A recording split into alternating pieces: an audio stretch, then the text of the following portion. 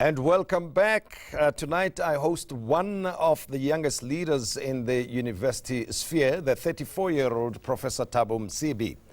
This young man from Escort, KwaZulu-Natal is a graduate of universities of KwaZulu-Natal, Columbia in the United States and Cambridge in the UK.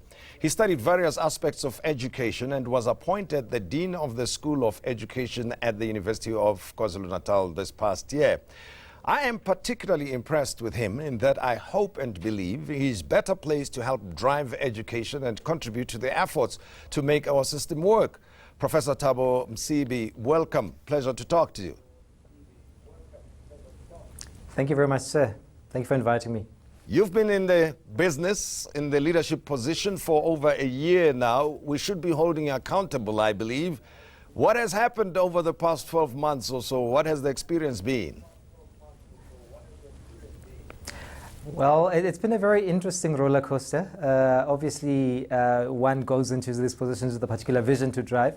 Mine, when I started off, was around the whole decolonization agenda of ensuring that our university spaces are spaces where our students can feel included, that the type of content that we offer is reflective of the context in which they are located, and of course that we make sure that even the type of knowledge that we produce is a knowledge that is reflective of the African experience. So essentially we've been trying to drive that with my team, including having various workshops to start having conversations about what does it mean to decolonize as in a university that is already quite advanced in relation to transformation. The University of KwaZulu-Natal has got a predominantly African student population, and we are transforming in relation to our staffing population. So we've been driving an agenda to try and make sure that even the people that we attract to teach in the university are reflective of the experience of the students, that we make sure that we bring in younger people who are going to be able to sustain and remain within higher education for a longer period of time, and who are going to be able to be drivers of change. Now, when you say decolonization of education, what do you mean specifically? I'm imagining that the students who come to your university would have gone through our education system, which has never been referred to as decolonized or otherwise. Does it mean that you provide different type of education to what they've been exposed to during their developmental years?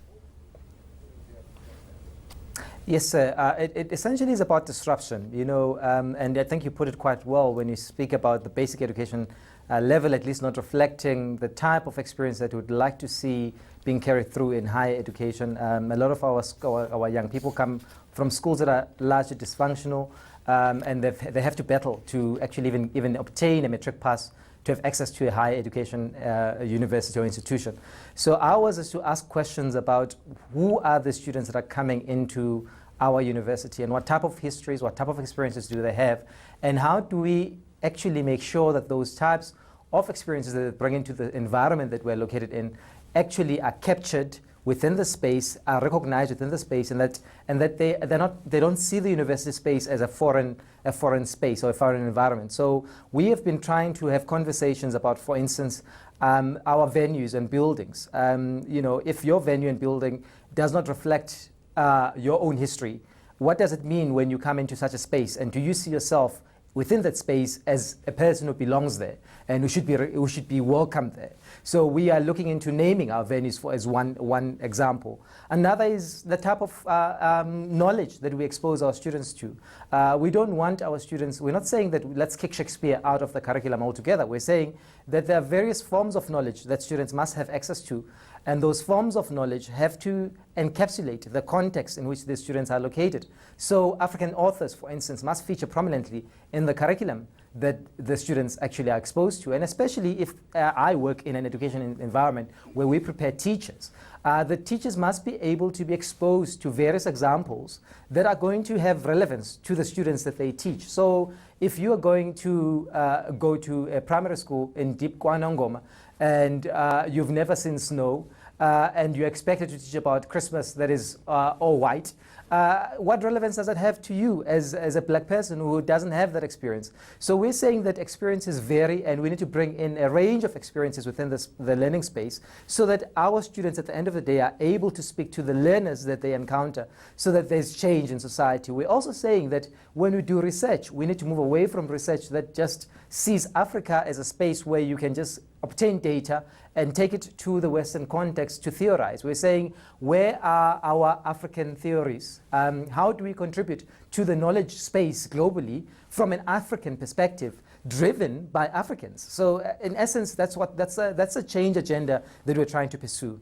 And that seems like the vision that you have, right, for the university. But looking at other universities around the country, what do you see? What do you think is going on there? Because it appears universities have got their own personalities, isn't it? And of course, their own histories. We have the Absolutely. Previously disadvantaged or historically disadvantaged universities that still have to catch up when it comes to resources, when it comes to their teaching staff and other things within that environment. And the students themselves come to university with their own personal problems, difficulties. Some go without meals, do not have pocket money, and live far away from home. A whole number of things that make learning at a tertiary institution very, very difficult. But your comments, please. Yes, I think you again have captured it quite well. We have a situation in South Africa where we have great disparities. Depending on which university you go to, you may be exposed to some of the global leaders in your field, and in some contexts you may be exposed to education that is very poor. Equally, the type of resourcing is very different depending on the institution that you're located in. We know that Stellenbosch, for instance, is a fairly wealthy institution with a lot of resources, and students that go there have exposure to world-class education because of the type of resourcing. And of course, if you go to another university like University of Zululand or any other university that is historically black, you're going to struggle. So I want to flag, though, that the whole mission to decolonize should not necessarily be seen as a need for historically white institutions, right? So we need to unpack why some of the historically black institutions were created in the first instance. It was not because the apartheid government wanted to create the best thinkers in South Africa. There was an intention to that. The curriculum was fostered towards developing a particular type of a worker, a particular type of a citizen. So we are saying universities across the country have to start a conversation of what it means to be a South African in the 21st century and to offer education that is reflective of the context. So regardless of whether University of Zululand or Stellenbosch or UCT or UWC, you need to be able to confront the history that we come with to these institutions and be able to expose our students to a critical education. I mean, the death of Professor Mayosi, for example, is one clear indication, and in fact it's a call for all higher education institutions to pause for a moment and to think about where we are and what we need to do to transform our experiences for staff and for students so that we have inclusive spaces of learning. Now, I want to also just speak briefly about the disparities in relation to poverty and sort of the type of experiences that students who come from disadvantaged communities have in our universities.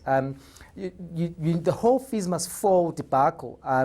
I think the decision by the then former president Jacob Zuma to offer fee-free education, in fact, should be seen in a very positive light. Of course, it has its problems, given the fact that there was no planning around this, and of course, we are in a difficult situation at the moment financially as a country, in part because of that. But what that has done is it has in fact assisted significantly in addressing the issue of hunger in higher education. We over the last couple of years, we've seen students who have gone to bed without any food, who don't even have money to go and pay for their degrees in order for them to find work. So all of that, I think, in many ways has been addressed by this move by the former president, to say, listen, let's offer free education. And we must not forget, of course, again, that drive was driven by students. So the need for us to listen carefully to what our students have to say is ever more important. But now, the unfortunate part, as welcome the move is the fact that some of the students who may even have played leadership role in driving the fees must fall movement themselves are excluded from the benefits of this fee-free tertiary education simply because of the incomes of their parents. Shouldn't this have been implemented across the board to impact or to benefit all students, you think?